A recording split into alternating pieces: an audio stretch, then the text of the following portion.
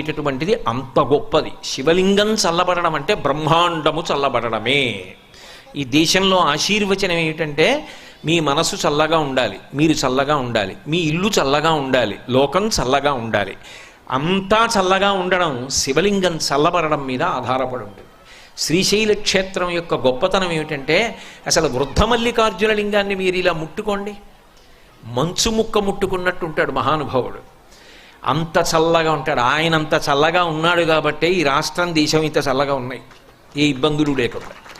కాబట్టి శంకర, అందుకే శివానంద లహరిలో అంటారు, కరస్తే హేమాద్రౌ గిరిజ నికటస్థే ధనపతౌ శిరస్థే శీతాంశౌ చరణయుగళస్థే అఖిల శుభే గృహస్థే స్వర్భూజామరసురభిచింతామణిగణే కమర్థం దాస్యేహం భవతు భవదర్థం మమ మనః అంటారు.